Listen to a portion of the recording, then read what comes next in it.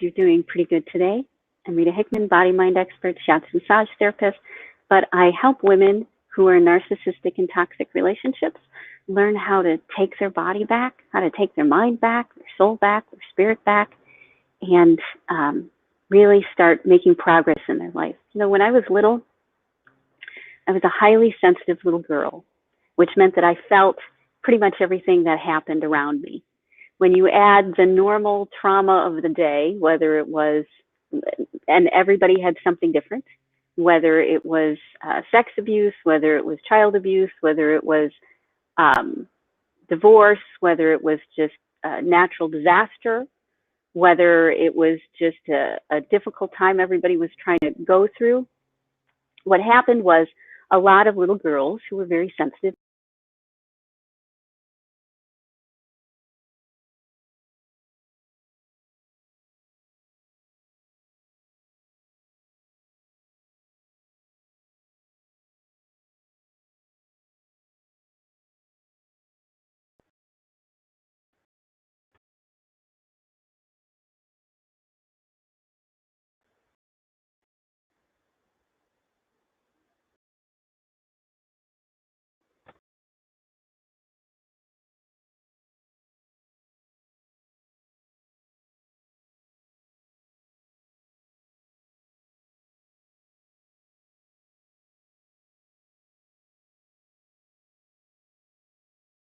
we're back.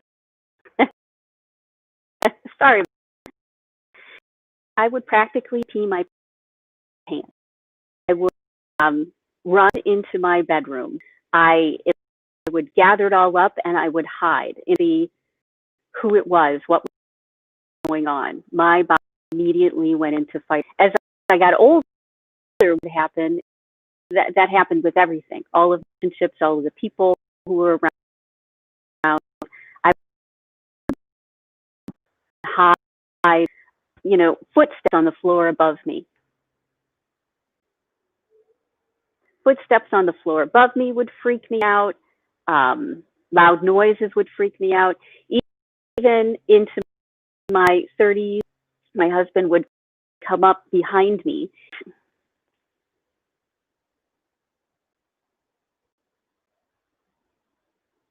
My husband would come up behind me and tap me on the shoulder, and my body would totally freak out.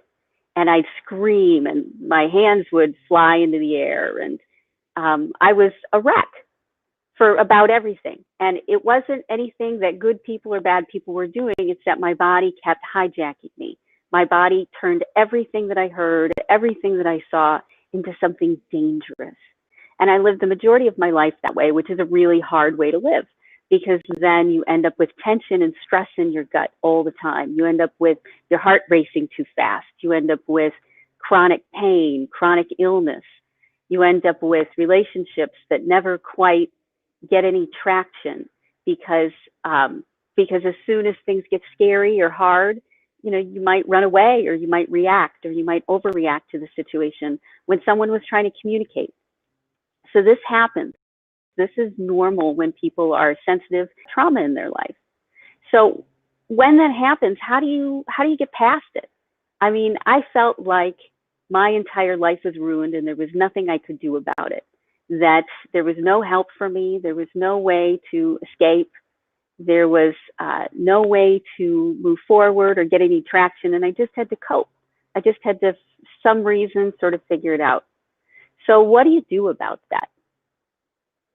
Well, if you feel like your body is betraying you, if you feel like it's constantly reacting to everything that happens around you, it means that the first step you need to do is how to regulate your nervous system, how to start taking back your own self-care, how to start taking back the power you have to make yourself feel better.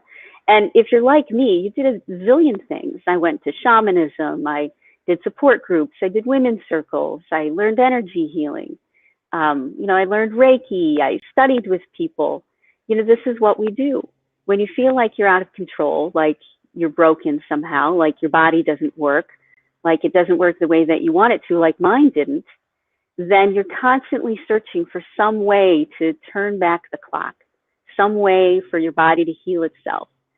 Maybe it's gut health, maybe it's vitamins, maybe it's supplements, maybe it's going on vision quests. You don't know. So you keep trying things that'll hopefully make you feel better, but nothing really works. They kind of work for a little bit, but you don't understand. So the key underneath all of this is that you don't have the courage to make changes in your life because your body literally is holding you hostage. It's holding you back from making important, good steps that you want to make, from standing up for yourself, to asking for a raise, to defending yourself well, to walking out of a situation, to making better choices, to not going down your normal path, maybe of denial or pretending like nothing's happening, or disassociating or reacting to things. All of this is what happens, is where you've been because you've been stressed out, because your nervous system has been chronically, constantly stressed out. How do you reverse this? How do you reverse this feeling of out of control that typically only happens when around certain people or in certain situations? So what do? You start realizing that the first step forward is to get yourself calm and centered, to start filling yourself with love and kindness, to start doing things which keep you balanced and put you in a good space, to take walks, to take baths, to find friends, to breathe deeply, and many times to get a coach, many times to get not just a therapist, but a coach and energy healers and surround who can really help you move forward. That's kind of the key. And when you start doing that, you naturally evolve as a person, and you find the courage, you have the courage, because now it's not you against the world. It's the universe conspiring with you to create a better life for yourself and everybody else. That's what we're doing here. So when you start going inward and looking at the things that cause you pain and doing the things that would comfort you, maybe you should have gotten when you were in that painful spot, the things that the love and the care and the compassion and the understanding and the thoughtfulness, you're probably trying to get it from places, from people who aren't able to give it to you. And that's normal, because if you look around, look at the world we're in. It is so dysregulated, from our Supreme Court choices to the election happening, to the political ads, to people trolling online. We're living in a more and more toxic world, and it's not going to get much easier. And so trying to get your needs met from other people is just going to lead you down a path of being stuck. The answer is when you start to turn around and give yourself all the love and all the kindness that you were supposed to be getting your entire life. Maybe you didn't get it as a kid. Maybe situations weren't perfect and you did the best that you knew how, and everybody else around you did too. That was my conclusion, is that everybody did the best that they knew how. And that's okay, because we're all on this path and on this journey together. But you can't make a change until you start to get your needs met. And you can't get your needs met until you start meeting them yourself and finding ways to meet them yourself. So instead of looking for someone else to comfort you when you're hurt and angry and upset, look to yourself and ask yourself, what do I need to feel comforted? What do I need to feel loved? What do I need to move forward today? When the question starts becoming about the kind of life that you want to live, rather than the kind of life that you feel you're living because you're being controlled by things around you, that's the game changer. When you start turning it from it's everyone else's fault, and you take it away from it's my fault, you put all that shame and all that guilt and all that blame down, and you do things to give yourself the love and kindness that you've been giving to everyone else. You turn it towards yourself. And when you do that, your resources start to grow. Your community starts to get bigger and healthier. You start to set better boundaries. You find insights and understandings that you didn't get before. And sometimes you're able to let down the pain and the suffering that maybe you've been carrying your entire life.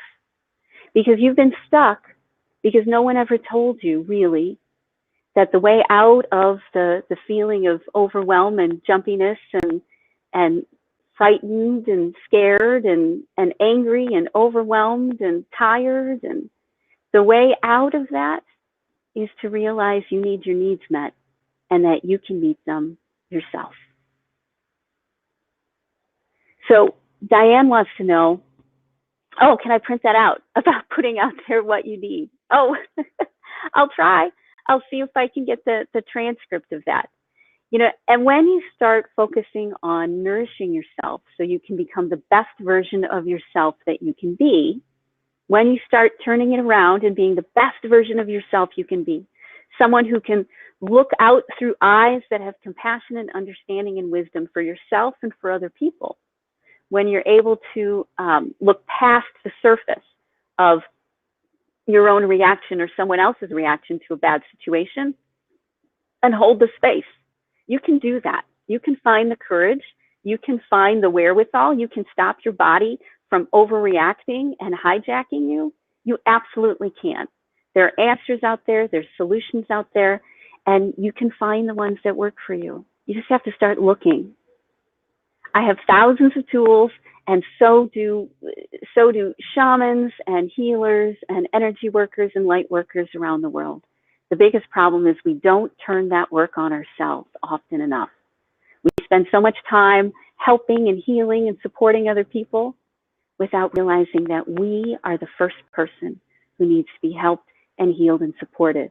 And the person to do it is ourselves. The person to do it is the one you spend the most time with, which is you. If you want to hear words of love, think words of love. If you want to hear how important you are, tell yourself how important you are. If you want to feel like do things that tell your body that everything's okay. Take a bath, light a candle, go for a walk. That tells your body things are okay. It has to go from being in the dysregulated fight or flight space where you are reacting and feeling like you're constantly frozen in time, and realize that you have to go back in time.